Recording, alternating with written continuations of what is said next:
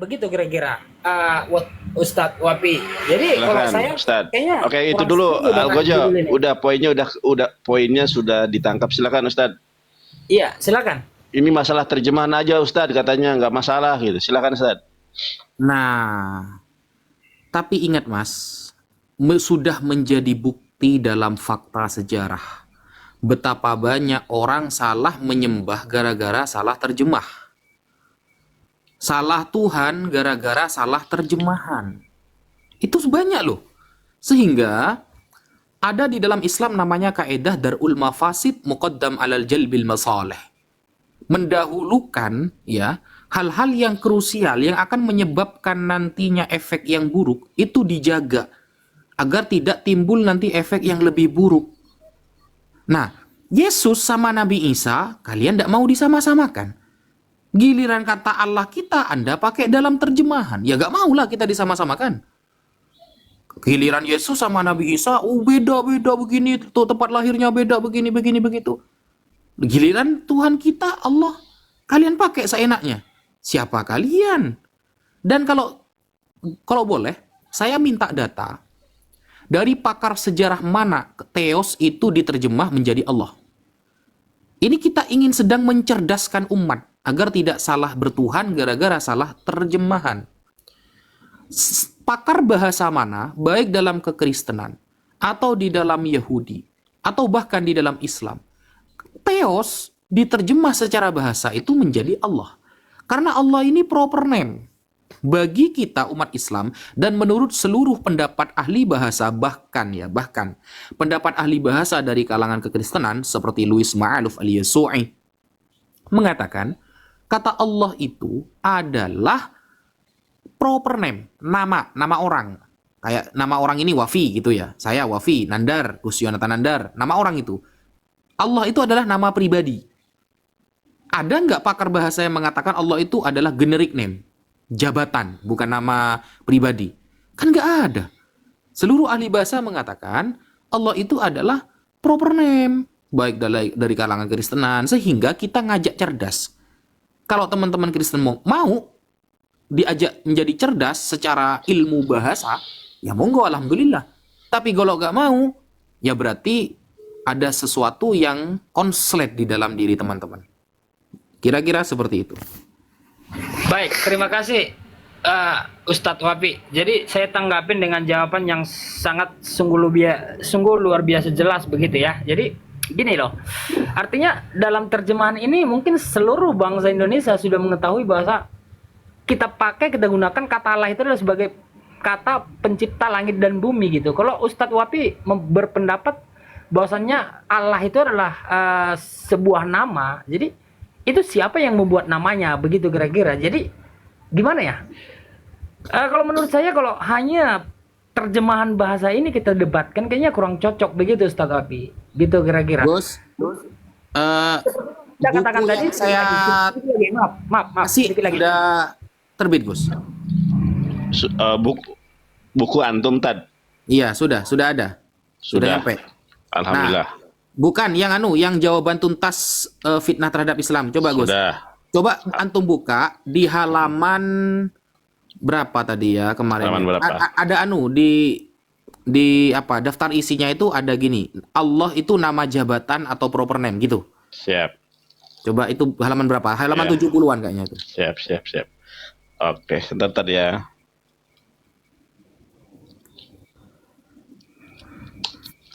Saya izinkan layar saya besar dulu ya tadi ya. Siap. Dibesarkan Gus, biar Ya. kita baca bareng-bareng bagaimana kemudian dari sisi Islam dan dari sisi Kristen sendiri. Siap.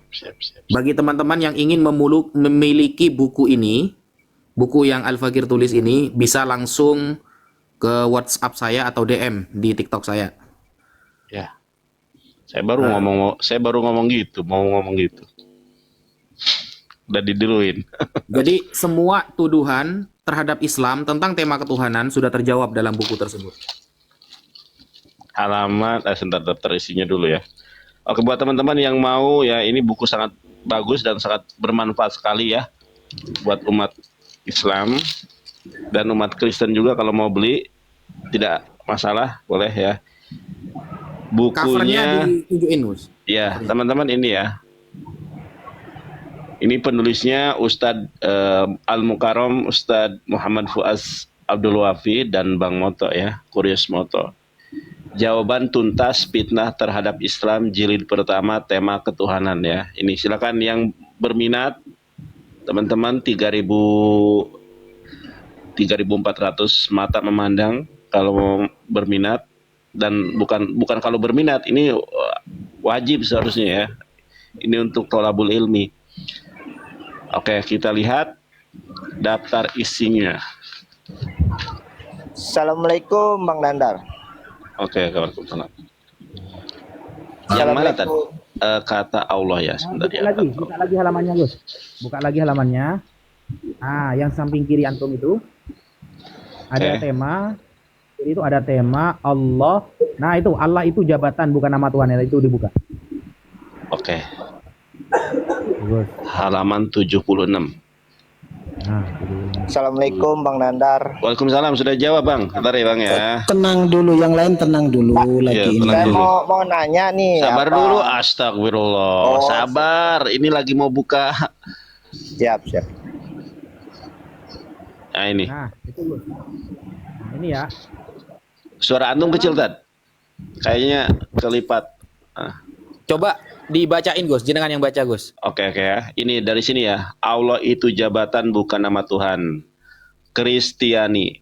Dalam Bible, kata Allah itu bukan nama bagi Tuhan, melainkan hanya sebuah nama jabatan, sehingga wajar jika kitab suci kami juga menggunakan lafaz tersebut.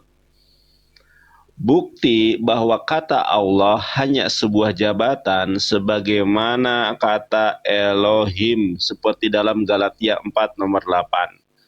Dahulu ketika kamu tidak mengenal Allah, kamu memperhambakan diri kepada Allah yang pada hakikatnya bukan Allah. Ayat ini jelas bahwa kata Allah bukanlah nama bagi Tuhan, tetapi hanyalah jabatan yang juga bisa disematkan kepada sesembahan lain seperti berhala dan dewa. Muslim. Ini sampai mana tadi? Muslim ya? Muslim ya. Ya, jawaban semua. Nah, teman-teman, ini sangat bagus sekali nih buat pengetahuan ya, terutama netizen muslim nih, ini wajib dibeli nih. Harganya berapa tadi ini, Tad? 85.000. Wah, harganya murah 85.000 saja, tetapi kita bisa menimba ilmu dan mentransmisikan ya ilmu tersebut ke anak cucu kita. Baik, saya bacakan. Muslim, mengenai lafaz Allah akan kami jelaskan baik dari para ulama Islam maupun kalangan Kristen atau Katolik.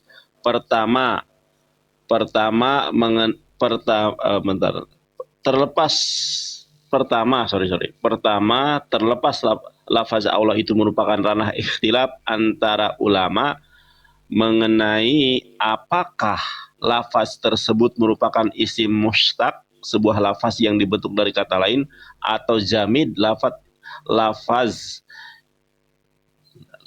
yang tidak terbentuk dari kata-kata lain. Perlu ditegaskan bahwa para ulama sepakat bahwa Allah bukan nama jabatan, ya, bahwa Allah bukan nama jabatan atau generic name, namun sebuah nama bagi Tuhan, yaitu proper name. Dalam hal ini salah satu tokoh ulama terkemuka yang bernama Syekh Jainuddin Al-Malibari mengatakan, langsung Itu ulama terjemahannya. India loh ya. Ulama India ya. Itu. Ya. Ya. Lafaz Allah adalah nama bagi zat yang wajib keberadaannya. Kata Allah berasal dari kata ilah. Kata ilah adalah nama jenis bagi setiap sesembahan. Kemudian dimakrifatkan dengan al dan hamzahnya dibuang lalu menjadi Allah, digunakan kepada sesembahan yang benar. Kata Allah ialah al-ismu al-azam, nama yang agung. Menurut mayoritas ulama, dan nama Allah tidak pernah dipakai oleh Tuhan selain Dia, meskipun dengan tujuan kebatilan. Nah, itu langsung buka halaman selanjutnya, Gus. Bagaimana pendapat ulama Kristen? Ya, ulama Kristen. Ulama Kristen. Nah, itu Oke. di paragraf yang kedua, paragraf kedua. Kedua, penulis Kamus Al-Munzid yaitu Louis Ma'luf Al-Yashu'i dan Bernard Totel Al-Yashu'. Beliau berdua adalah seorang pastor atau pendeta Katolik. Dalam hal ini juga sepakat bahwa lafaz Allah adalah nama bagi Tuhan, bukan sebuah jabatan. Beliau berkata, Allah ismu zati wazibil wuzud. Lafaz Allah adalah nama bagi zat yang wajib keberadaannya. Jeder. Nah, itu ada anunya ya, footnote-nya nomor Suara antum kecil lagi, Tad. Kayaknya ketutup. Footnote-nya itu nomor 50 Ada di bawah. footnote-nya. Footnote-nya 50, Louis Al-Ma'luf Al-Yashu' ya, dan Bernard Totel Al-Yashu' Kamus Al-Munzid halaman 16. Nah, di bawahnya lagi, Gus. Tambahkan lagi di bawahnya, Gus. Ketiga. Sebentar, ada. Teman-teman tap-tap layar ya. Ini aku ada yang report nih, harus pakai apa nih? Pakai pusal sebentar ya. Pasal. Mana nih? Yang ketiga tadi di bawahnya, ketiga. Ya, iya Tad, sebentar Tad. Ini aku kena report atau apa namanya sih? Harus pasal tuh Tad, sebentar Tad. Oh, puzzle. Pasal. Konfirmasi itu no. Apa Ustaz? Konfirmasi ya. Sorry. Yang ketiga,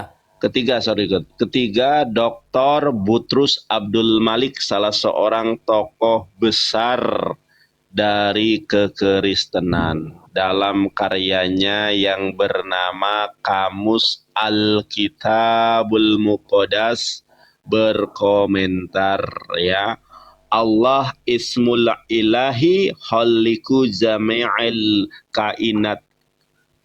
Allah adalah nama Tuhan yang menciptakan segala sesuatu yang ada. Jeder. Jeda. Ini dari kalangan Kristen sendiri teman-teman ya. Footnote-nya kita baca ya. Dr. Butrus Kamus Al-Kitabul Muqaddas halaman 107. Ini wajib banget nih buat para apologet muslim dan buat netizen muslim untuk memiliki buku ini ya teman-teman ya. Nah, halaman selanjutnya itu dibuka ada ada manuskripnya. Manuskrip awal-awal Bible keluar di abad ke-9. Oh iya siap. Nah, itu awal mula mereka menggunakan kata Allah itu di manuskrip itu. Ya ini. Wah, ini kodeks baru ada abad ke-9 ya. Abad ke-9 apa abad 10? Itu Ini teman-teman nih. Nah, itu. Gambar kitab dari MT Sinai Arabic Codex 151. Ini adalah pertama kali orang Kristen menggunakan Injil berbahasa Arab, teman-teman. Gospel bahasa Arab. Ini ya. Itu buka selanjutnya, Gus. Halaman selanjutnya buka itu ada lafal Bismillahirrahmanirrahim, malah mereka pakai itu. Paling atas itu. Oh ini ya, ini nih. Nah, tuh. Bismillahirrahmanirrahim. Bismillahirrahmanirrahim. Ngejiplak ya. Jeder. Wah, PR Kristen Indonesia semakin banyak ini Pak Ustadz. Iya. Dan bagi teman-teman yang ingin memiliki buku tersebut, cara menjawab dan mengkomparasikan di dalam kitab mereka, bisa langsung DM ke TikTok saya atau ke WhatsApp saya. Ya. Kalau ini langsung DM Ustadz Wafi atau WhatsApp. WhatsApp ya. Kalau ada yang nanyain WhatsApp-nya ke saya, nanti saya kasih tadi ya. Yap. Siap, Takutnya antum sibuk ya kan di DM tapi nggak balas, teman-teman bisa DM saya, Bang Nandar saya mau pesan buku nih, ya mana WhatsApp Ustadz Wafi, nanti saya kasih ya. Yap. Harganya 85.000, itu sudah hampir 300 halaman dan covernya hardcover tebel. Nah iya, kertasnya juga bagus teman-teman ya. Kan ada kertas yang burem gitu kan, ada yang ini bagus kertasnya. Kertas apa namanya ini ya? Kertasnya itu tebal gitu. Itu kertas terbaik, Gus. Itu, Gus. Iya Baik, makanya Nandar. bagus. Nandar, Ustadz Wafi, saya tanggapin sedikit dengan promosi saudara ya. Itu sangat bagus. Saya pikir itu sangat bagus buku Anda itu. Dengan penjelasan Anda yang sangat bagus tadi itu itu bagus itu buku saudara itu. Artinya gini, biar masyarakat seluruh bangsa Indonesia itu bisa tahu artinya kata Allah itu digunakan untuk apa gitu. Itu sangat bagus itu saya pikir. Saya dukung itu bukan itu. Saya dukung. Cuma Dan artinya kalau ini, hanya kita Mas Alogo. memperdebatkan masalah translate ataupun perumpamaan kata Allah tadi itu kayaknya kurang cocok begitu kalau menurut saya ya. Silakan. Dan gini Mas Alogo, di buku saya itu dari awal sampai akhir tidak ada kata hujatan sedikit pun kepada teman-teman Kristen, teman-teman Katolik, nggak ada. Saya tidak pernah menghujat dari halaman pertama sampai halaman terakhir. Saya benar-benar menampilkan dan mereferensikan dengan sesuatu yang ilmiah. Ini loh ulama pakar bahasa dari Kristen begini. Atau tadi misalnya seperti tadi Allah Israel, saya tampilkan di Bibelnya begini. Jadi ayolah, kalau misalnya Allah itu dikatakan Tuhan Mekah, ternyata di kitab kalian juga tertulis Allah Israel. Ini tidak sedang membatasi kekuasaan Tuhan.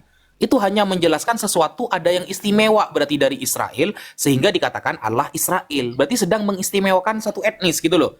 Bukan berarti membatasi kekuasaannya tidak bisa jadi Tuhan Indonesia berarti. Tidak bisa menjadi Tuhan Amerika. Bukan. Begitu. Betul, betul. Saya sepakat Ustaz Sofi. Saya sepakat banget itu. Artinya gini, dengan penjelasan buku saudara itu artinya Anda sudah membaca literasi-literasi dari buku sebelumnya dan sesudah itu Anda bisa merangkum bahwasanya Anda berpendapat seperti apa yang Anda jelaskan tentang buku itu. Saya sependapat dengan Anda. Nah, artinya di situ, artinya biar seluruh rakyat Indonesia bisa berpengetahuan lebih jauh tentang kata Allah ini. Begitu kira-kira Ustadz Wafi. Silakan. Betul, Mas Alogo. Kita tidak perlu bertengkar. Kita tidak perlu saling menghujat. Kita tidak perlu saling menjatuhkan. Kita cukup kuatkan referensi kita masing-masing. Di dalam Islam begini loh, menurut para pakarnya. Di dalam kekristenan begini loh, menurut para pakarnya. Misalnya, masalah penyalipan. Itu masalah penyalipan itu lengkap di belakang itu. Di belakang buku itu lengkap. Misalnya, Nabi Isa tertulis di dalam Al-Quran itu disalib. Sudah. Siapa yang disalib? Penjelasannya panjang. Nah, teman-teman Kristen mengatakan, loh ini Yesus disalib. Oh oke. Kalau Yesus disalib, ada beberapa pertanyaan nanti di dalam buku yang Al-Fakir tulis itu, yang saya tulis itu.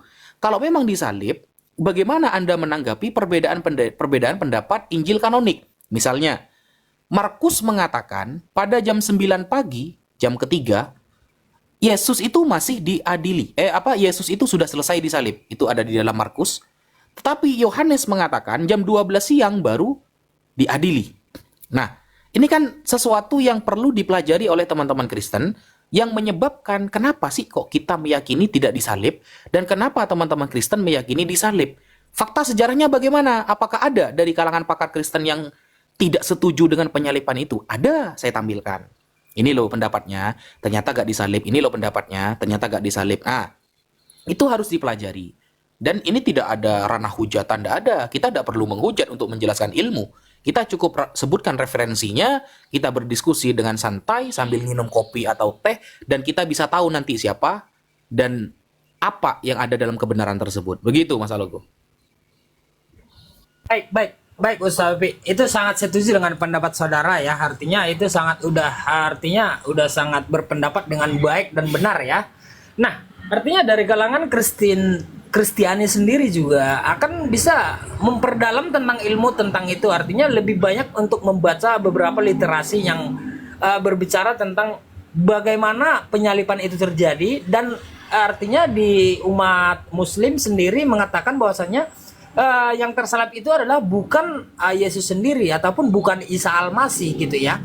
Jadi nanti kita bisa membandingkan bagaimana itu penyalipan itu terjadi. Dan kita akan bisa mengetahui itu dari beberapa literasi yang tertulis ataupun yang tersirat di beberapa pendapat-pendapat yang terdahulu begitu kira-kira. Jadi artinya kita harus lebih banyak belajar, lebih banyak bisa mendeteksi beberapa buku-buku yang sudah sebelum kita gitu kira-kira. Jadi artinya kalau kita langsung berpendapat oh begini kayaknya saya kurang setuju dengan itu. Artinya kita harus berpatokan kepada bagaimana pendapat yang sebelum-sebelumnya, sebelum kita gitu, kira-kira. Silakan. Ya, itu nomor WA-nya saya sematkan di komentar teman-teman ya. Nomor WA-nya sudah saya sematkan di komentar biar kita saling belajar. Jadi teman Kristen pun bisa memiliki buku tersebut. Jadi saya tuh sedang menjawab dan mengkomparasikan data. Satu, misalnya ada pertanyaan begini lagi. Itu itu saya bahas di bab pertama itu. Dalam buku itu bab pertama itu tentang kenapa sih Tuhan Islam itu kok gak kelihatan, kok gak pernah hadir di dunia. Nah, itu kita bahas. Oh, oke. Sebenarnya Allah sebagai Tuhan semesta alam yang diyakini oleh umat Islam tidak pernah hadir ke dunia karena sudah beda konsep dari awal. Tuhan kita itu udah ada penebusan dosa. Tuhan kita itu kalau kita berdosa ya kita disuruh taubat. Karena setiap amal ibadah atau amal keburukan adalah tanggung jawab kita masing-masing. Ngapain turun? Sedangkan Tuhan teman-teman Kristen ada istilah penebusan dosa. Dan cara penebusan dosanya beda dengan cara turun ke dunia. Nah, ini kan penjelasan yang fleksibel, yang masuk akal gitu loh. Beda cara penebusan dosa, itu yang pertama. Yang kedua, di dalam literasi Yahudi dikatakan misalnya, kalian yang melihat Tuhan, Allah, Yod Hef Waf Hei, YHWH, maka kalian akan mati. Kalian tidak akan mampu melihat Tuhan. Buktinya Musa tidak mampu melihat Allah. Ada hijab, ada tabir di antara dia dengan Allah, sehingga tidak bisa melihat dengan mata kepala sendiri. Nah, berarti kan ada yang mendukung keterangan di dalam Islam dari kitab-kitab Yahudi bahwa Tuhan gak kelihatan. Sehingga cara penebusan dosa di dalam Yahudi caranya dengan mengorbankan seekor domba. Domba betina. Imamat 2 ayat ke-32. Imamat 4 pasal 4 ayat ke-32. Caranya penebusan dosanya pakai domba. Nah, teman Kristen punya metode yang lain, yaitu penebusan dosanya harus Tuhan yang hadir. Nah, ini kan enak kan kalau dijelaskan seperti itu kan. Tidak perlu kita saling menghujat akhirnya. Begitu, Alugo. Baik Ustaz Wapi, itu saya setuju dengan itu. Artinya dogma dalam setiap agama itu ya berbeda-beda artinya. Tapi ya kalau menurut saya mungkin ya tetap satu tujuan sama pencipta langit dan bumi sesuai dengan dogma setiap agama begitu kira-kira ya.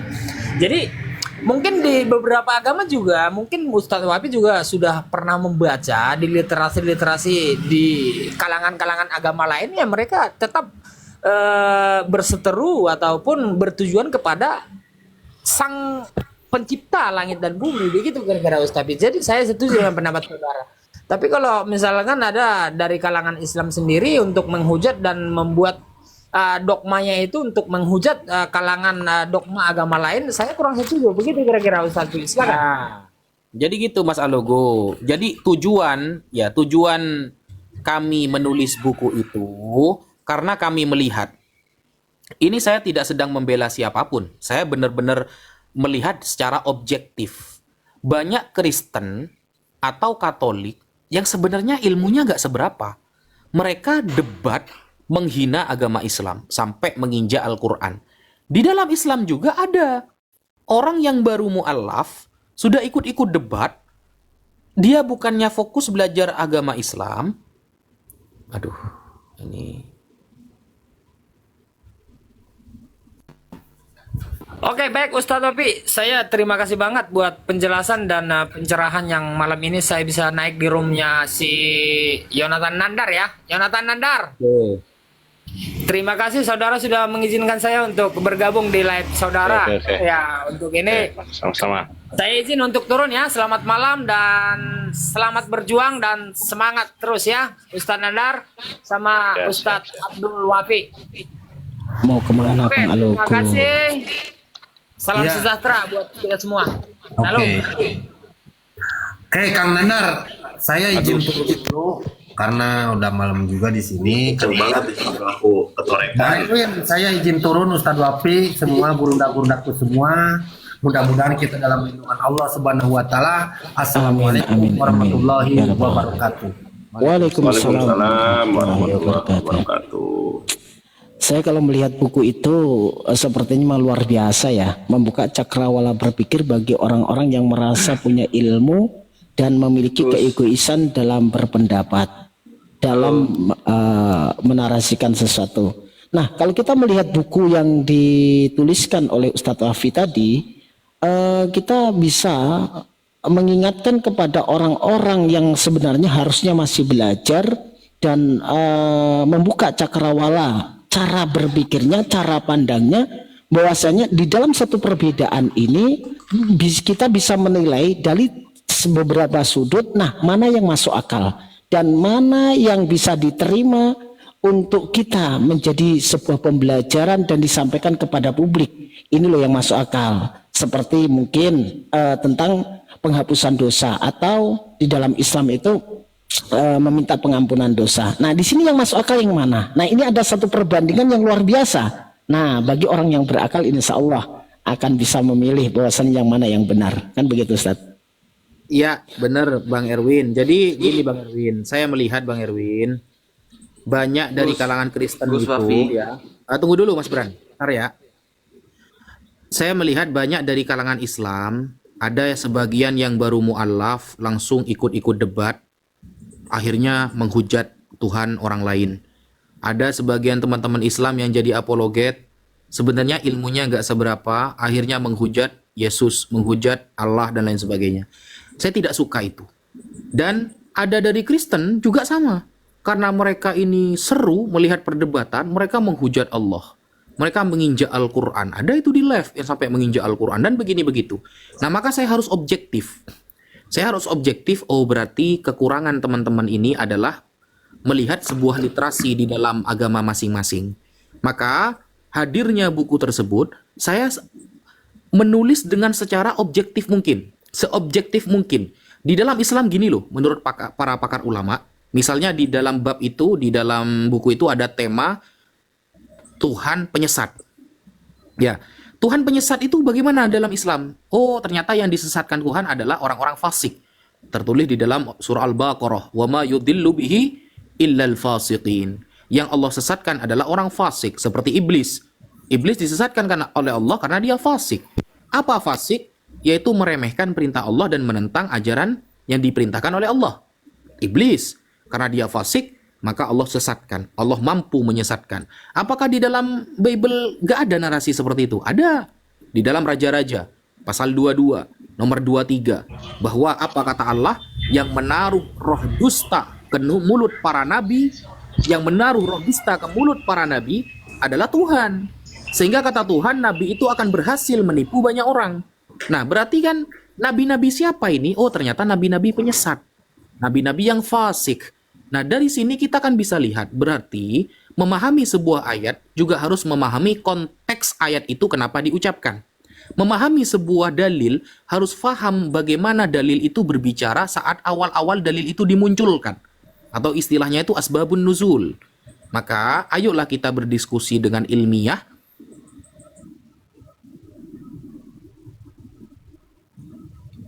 Jangan hujatan dengan hujatan. Begitu. Alhamdulillah. Assalamualaikum. Maaf Bang Nandar, mau nanya sedikit Bang. Subhanallah. Saya boleh menanggapi tadi narasinya dari Wafi? Sebentar Kiamat, sebentar. Nih hal-hal yang seperti ini ya kadang-kadang kita membahas secara akademis, membicarakan Iya. sesuatu Saya yang akademis objektif. kok, tenang saja. Sebentar Kiamat. Membahasakan yang akademis tanpa ada framing dan apapun, tetapi ada sesuatu hal yang kadang-kadang memunculkan pancingan. Nah ini kadang-kadang. Nah dalam satu hal tema membicarakan Pak Ustadz Wafi ini kan kita nggak perlu ada framing dari siapapun. Nah tema seperti nggak ada framing. Nah itu. Yang penting, kiamat tidak ada penghujatan dan sebagainya ya kita ladenin. Ya, ya. Kalau menghujat saya turunkan langsung, Tat. Iya, tenang saja. Ini terkait tadi yang dibahas yang temanya ini nih, hapus kata Allah dalam Bible. Ini benar ya? Iya, betul. Oke. Ya, tapi selama gini Kiamat, selama nggak on cam layarmu tetap kecil semacam itu ya. Kecuali on Iya, cam iya. ya. Kecuali kalau nanti saya tunjukkan data ya Tunjukkan bisa. data, tunjukkan data juga biasa kecil. Kecuali kalau on cam. Kenapa? Ya. Supaya Nggak, nggak ini jelas. aturan saya. Oh, takut Nandar. Kok takut dasar lu? Kok takut? Gua ngapain Jangan takut sama lu? santai saja. Mending- Kan udah ada kawan-kawannya Ya. rame-rame kok. Gini Mas Kiamat. Bang. Permisi. Gini Pak Kiamat. Salam. Apa namanya itu? Mending kita on cam, sampai on cam, saya on cam, kita Ya. bahas secara ilmiah saja. Dihapus Gitu. dulu ayat-ayat ngerinya sama hadis-hadisnya, baru saya on cam. Dasar lu banci. Aduh. Loh, Muhammad aja nggak ada mukanya. Kan Banci seperti inilah yang nggak sesuai dengan saya bilang akademis tadi kan. Pada saat kita membahas sesuatu hal yang akademis seperti kita membahas suatu buku, Ustadz Wafi secara objektif memaparkan dari beberapa sumber. Islam ada sumbernya, dari Kristen ada sumbernya, Yahudi ada sumbernya, dari pakar-pakar. Nah, seperti kiamat ini ternyata tidak paham apa yang sedang kita bicarakan gitu Pak Ustadz. Siap. Udah. Bang Edwin nggak apa-apa. Akhirnya menghujat kan? Ya dia ini tusbol dia. Jadi susah. Otaknya sudah otak anus. Kita yang baik-baik aja ya teman-teman. Kalau on cam itu untuk mengantisipasi hal-hal yang tidak diinginkan. Maksudnya biar tidak ada kata-kata penghujatan ya. Kalau saya menghujat, kalau Ustadz Wafi menghujat, saya alamat jelas. Profesi saya jelas ya, bisa ditelusuri di mana. Kalau mereka kan ada yang ke Amerika, ada yang lain sebagainya nggak jelas ya. Pada akhirnya orang-orang kalau sudah di mulutnya ada edisnya, sama di hidungnya ada edisnya, nggak bisa nggak menghujat emang. Iya, susah sih. Nah, gini Ustadz ganteng kali Ustadz. Masya Allah. Assalamualaikum. Bisa nanya sedikit, Waalaikumsalam Bang? warahmatullahi wabarakatuh. Sabar dulu Bang. Aduh si Bani. Oh, masalah buku itu sih. Kristen atau Muslim? Muslim, Bang. Oke. Untuk kirim ke NTB bisa nggak buku itu, Bang Nanda? Bisa, mau dikirim ke Papua, dikirim kemanapun bisa. Yang penting antum langsung order ke Ustadz Wafi. Sekarang DM Ustadz, alamat saya ini, biayanya berapa, ongkirnya berapa, langsung transfer. Gitu. Nomor WA sudah saya sematkan di kolom komentar. Jadi begini, kemarin aja saya ngirim ke Malaysia itu. Ada teman-teman Malaysia yang beli, dan di Amerika juga kita kirim kemarin. Ada yang di Amerika, orang Indonesia, itu juga beli. Sampai bisa. Oh siap Pak Ustadz. Kemarin sudah sih nomornya dari Ustadz Yusuf saya ambil. Siap. Ustadz. Mungkin itu aja Pak Ustadz sama Bang Nandar. Saya izin Siap, pamit. baik. Kalau bisa jangan beli 1, beli 5 gitu, kasih ke orang-orang agar sedekah Insya Allah Pak Ustadz. Dan buku itu hasilnya itu kita juga arahkan kepada sahabat-sahabat dan saudara kita yang ada di Palestina. Jadi kita benar-benar harus dari umat untuk umat begitu. Insya Allah Pak Ustadz. Oke, mungkin itu aja Bang Nandar sama Pak Ustadz Wafi. Saya pamit dulu.